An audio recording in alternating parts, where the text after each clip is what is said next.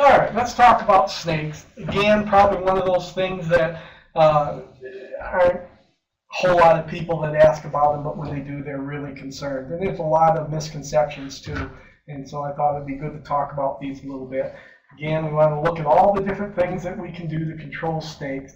And some of the habitat modification and cultural methods have as much chance of solving problems as anything.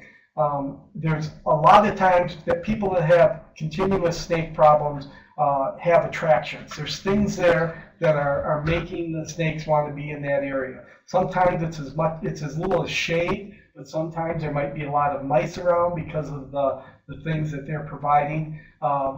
Some people live in an area where there's not much cover except for what they provide, and so the snakes want to be there. In many cases, just cleaning up brush, having lumber stacked so it's up off the ground far enough to not provide shelter, trimming brush so that it's up higher, especially up around the edge of houses, and then eliminating any of the rodent habitat that they might have that can solve some of the problems through some cultural changes. Exclusion, believe it or not, there have been some people that have built fences. And usually it's just done for a little play area as opposed to doing a whole house. But hardware cloth 36 inches wide that's slanted out, the snakes won't climb that. Again, snakes can climb. They don't do it readily, but they are able to climb up over rocks and get up on pretty bluffy areas. So you can't just have a regular fence straight up and down and be sure it'll keep them out. Snake, if you do have snakes or somebody finds a snake in the house, the very first thing they need to do is to find out how the snake got in there. And again, snakes as small as a quarter inch of a crack, snakes will get through that.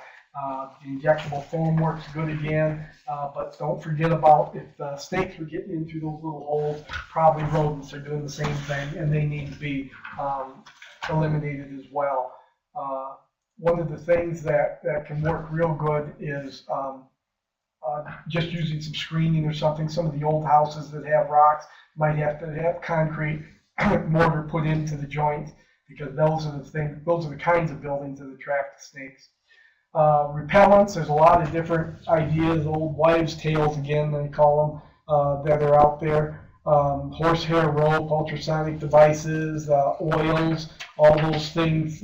People have said you can put it on the ground and the snakes won't cross them. About the best snake repellent, though, is Fido in Fifi. Snakes just don't like to be in an area where there's dogs and cats. And you don't necessarily have to have a dog like this that'll attack a snake and shake it. Just the presence of those cats and dogs in the area makes that snake wish that he was someplace else. And so that is one thing people should always remember, is having a dog or cat around is probably about the best snake repellent that they could come up with. Removal, when people do have a snake, certainly putting it into a garbage can and hauling it away or whatever is a reasonable thing to do. Always caution them about moving venomous snakes, because there's obvious danger associated with that. Sometimes people will pick them up with a shovel. You can pick them up with a snake hook, and then put them into a container where they can be transported is the best way to remove them.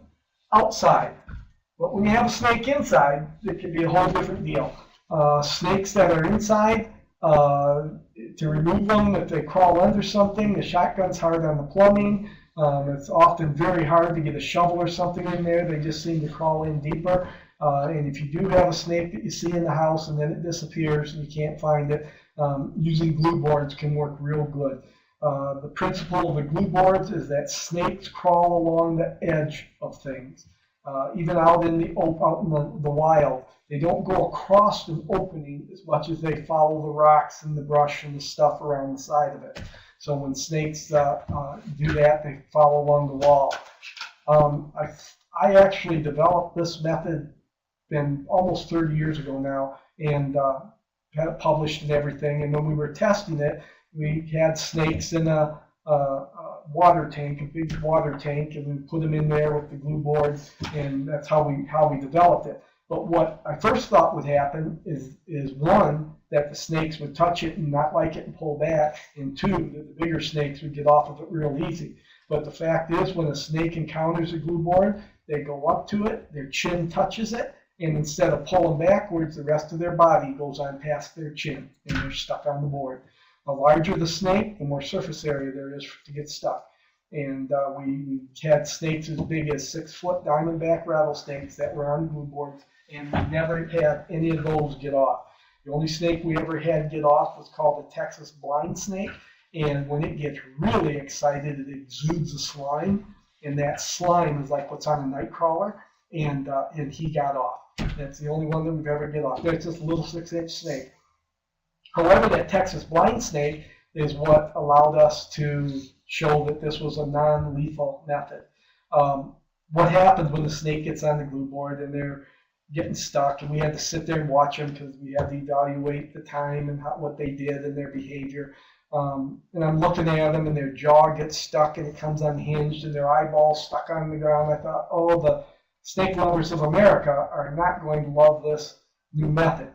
But then when that Texas blind snake got off, I thought, now what did he do? How did he get off?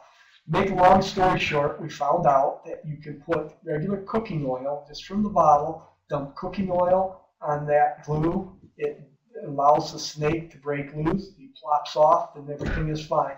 But we kept them in captivity for months after that, at least until they at least shed their skin, and there was never any ill effects from the glue boards. Now, I have had many people over the years that released bull snakes and garter snakes that they caught in their house. So far, I don't know of anybody that felt kindly enough towards a rattlesnake to worry about releasing it after they finally got it out of their house. But I'm sure there are some people that would like to do that. Again, very important, this is for indoors. You don't want to use it outdoors. Birds get stuck on it. Dogs and cats, it's really hard to get a glue board off of a cat that gets stuck on a glue board. So use them just indoors in a very controlled situation. I always recommend that somebody cut a hole in the glue board so that they can take a broom handle with a nail through it and drag it around so they don't touch it, don't touch the glue board while there's a snake on it. Again, I'm talking about if there's a venomous snake. For larger snakes, you want to have a surface area that is at least a square foot, and sometimes that means having a couple glue boards. They can be tacked onto a piece of cardboard or to a thin piece of plywood and make the surface area large enough for them to get stuck on. Even if they're stuck down with a tack, the snakes won't pull loose. But it is good to not put the glue boards near pipes or something that a snake might possibly pull on and use for leverage. I've never seen that happen, but we've never put them any place except out in the open.